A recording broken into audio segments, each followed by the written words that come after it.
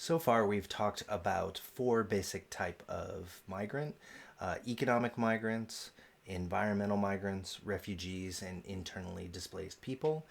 The importance of the definitions of who qualifies as a refugee, the rights that they have that internally displaced people do not, the voluntary nature of economic migration, and how environmental migration or refugees are difficult to more directly link to the reasons why people move and how they overlap with some of the conflict and economic and environmental factors that are traditionally considered in either economic voluntary migration or forced migration, either as refugees abroad or internally displaced people within countries. Now, I wanted to try to link it more to the literature on the causes of migration. There are a couple of ways that people think about the causes of migration. The most common would be push and pull factors for migration. We're going to talk about each in a second, but you can see how these causes that we're going to talk about in a second overlap with other types of migration. I've done research on human trafficking, and a lot of that literature and I group explanatory factors according to push factors or pull factors, and you can think of other types of movement that might overlap with these general patterns as well. So, what are the causes for migration that might explain these various types of migration that we've already touched on? Push factors are those factors that are describing the situation at home before people move that might lead them to take the risk to move abroad. For economic reasons, limited job opportunities, reduce the opportunity costs for moving, and ups the expected utility costs. That is definitely a factor in the academic job market because the job opportunities and the expected utility were definitely higher abroad than there was in the United States right after the financial crisis. Colonialism and slavery, that touches on the other research that I was talking about, modern slavery and previous versions of slavery in which individual agency is taken away and choice. People didn't have a choice about where they moved, or colonialist people who voluntarily chose to move. The opportunities were in places where your home country had taken control of, and so you can end up being in a particular area because of those legal opportunities. Lack of safety in our services. As we've talked about, conflict can create areas where governments don't maintain control, and so there could be incentives for people to move abroad to try to get away from unsafe circumstances. Political repression is often a reason for people moving, especially in those anocracies and autocracies that we've talked about before. But even in democracies, some people have claimed that they were being persecuted or being repressed because of their minority status. Environmental uncertainty and damage is clearly one that overlaps with some of the other issues we're going to be talking about in this class. If you're exit, voice, or loyalty, right? Exit is the choice for a lot of people when environmental scarcity interacts with some of these other limited job opportunities, or just makes it not feasible to be able to stay in the place you are. You want to move abroad. For the environmental migrants, the Swain article this week considers environmental migration as a form of forced migration, and that these push factors dominate people's decision to move. It's less the draw of the destination, right? Like Australia was for me and a lot of other people. It was more just getting away from the situation that you're in, and anything is preferable to a bad situation when it really gets that bad. When I think about push factors and people who have dealt with these kind of political repression situations, it made me think of Russian novelist Aleksandr Solzhenitsyn, who fought for the in the Russian army in World War II. Because of some critical things he wrote about Stalin in some private letters during World War II, he was convicted um, uh, and sent to various labor camps for about 8 years. Ended up writing some books after that that were critical. Got into more trouble from the country. Was ended up. So he was in jail from 1945 to 53. Wrote some books. Ended up being pretty much expelled from the USSR in 74. In 64. Received the Nobel Prize for Literature in 1970. Wrote Gulag Archipelago, one of the incredibly influential work. But even back when he was in the Soviet Union, he wrote One Day in the Life of Ivan Desanovich, which is definitely worth reading if you want something to do over break. But his experiences and his this links to the Zukov reading last week in the Soviet Union. Population displacement, as well as starvation, were tools of control.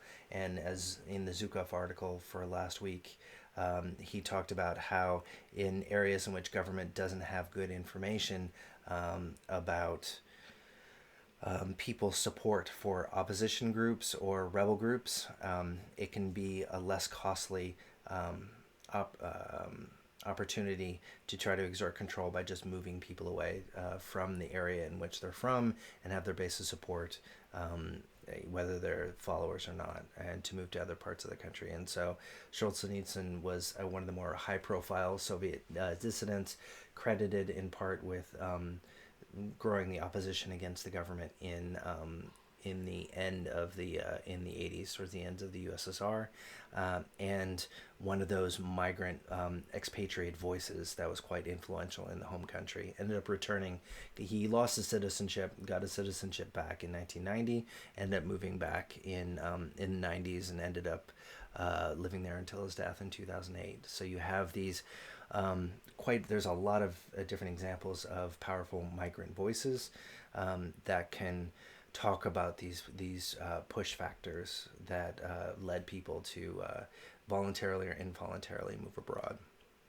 So those are some of the push factors. Pull factors: what are the characteristics of the destination that might draw people to move there? Economic opportunities, including employment, we've talked about for the environmental economic migrants. Political openness and stability. If you have a relatively transparent system, rule of law, it's easier to make plans for you and your family and to be able to invest in a relatively stable quality of life, better services and security. Security, of course, we've already talked about, and the less environmental stability is a drawing card for trying to move to a particular place. So these are the general kind of push and pull factors. For one of the articles that I was looking at in human trafficking, people came up with one article. Soyoung Cho came up with something like 65 push factors and 70 pull factor. 65 push factors and 70 pull factors for human trafficking. So these are just a simplification of the various types of causes for migration. Other less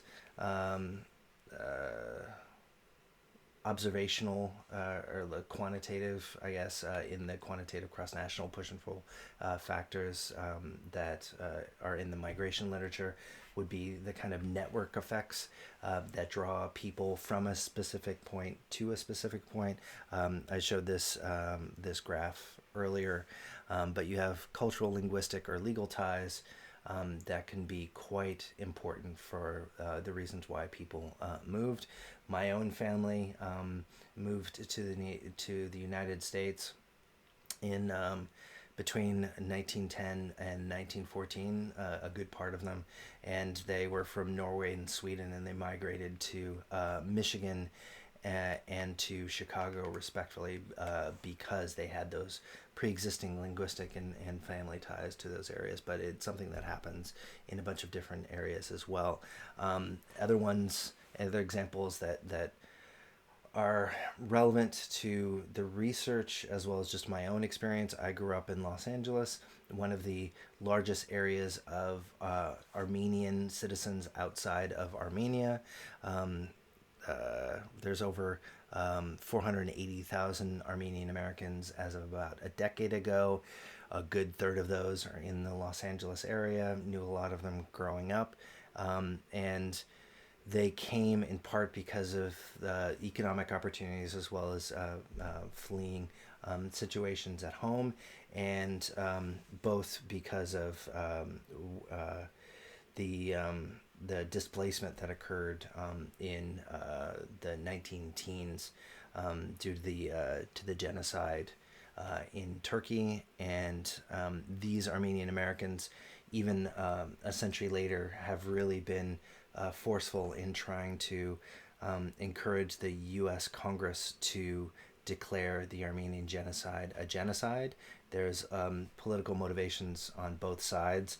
The Turkish government has been very resistant to label that a genocide, but the Armenian Americans have been strong in that place as well. Another population in Los Angeles were Iranian Americans that came to the area after the 1979 revolution, and there were clustering of those as well as dozens of other countries' populations in LA. It was a great place to grow up. Other groups that are important to linking it more directly to conflict. One example that I came up with was Tamil Canadians.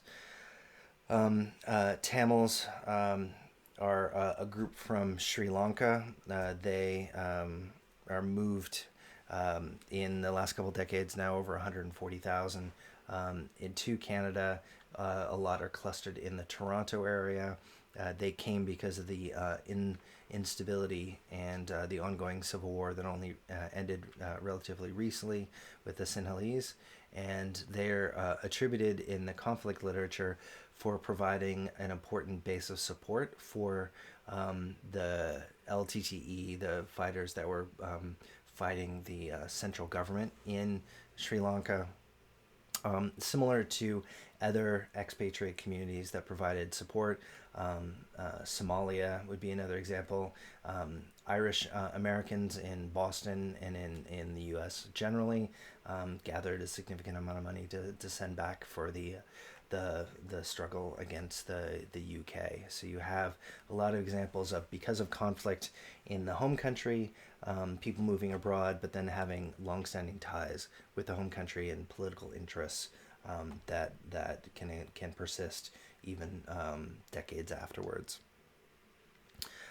Another example, just from the U.S. kind of background and bias, I'm sure there are a lot of stories I need to get more comfortable with in Australia telling, but there's a Somali population in Maine, northeast part of the United States, not heavily populated. You can see it here on a map, but in two cities in Maine, Lewiston, which you can see here, but then also south of it, Portland, Maine, the two biggest cities in Maine. There's a significant Somali population, and because of a few people, and then there's these kind of network effects of a few people sending word that there was good schools, an affordable quality of life. It brought other people, and so now you have roughly 10,000 Somali immigrants in these two relatively small towns in rural America. You have a lot of other examples of Latin American migrants in the United States as well, in the Midwest, that you have these small and getting smaller towns in the United States. Immigrants have moved into these areas and created economic growth and opportunity in areas that didn't think that this might be a path forward, but a lot of these areas are learning about this. And this is a recent article, from 2009 in Newsweek, talking about how these immigrant populations in rural areas, like in Lewiston, Maine, have increased the economic productivity in the populations in a lot of these shrinking areas due to these kind of network effects, but that they're not immune to the nationwide politics in Europe, in the United States, in Australia, in a bunch of different countries that you might think about. There are these kind of tensions with immigrant populations moving in, especially in these kind of small and until then relatively culturally homogenous areas. This article from the Christian Science Monitor talks a bit about the tensions in Lewiston after the election of Donald Trump.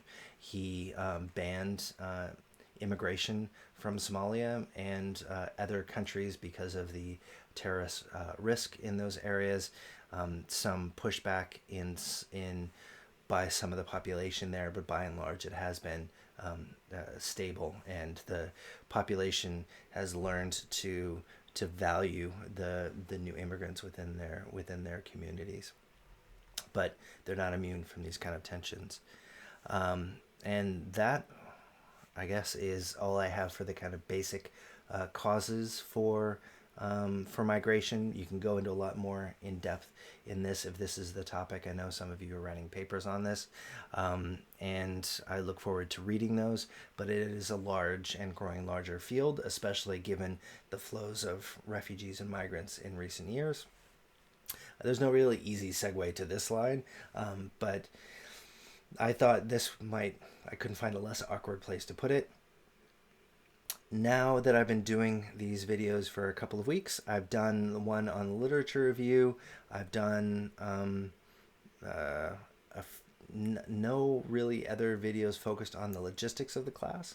And so during teaching break and for the second half, I was trying to elicit some feedback from you about whether I could do videos on a topic that would be of particular interest or relevance to you. So the second lecture question: is there a topic you would want me to make a brief video about?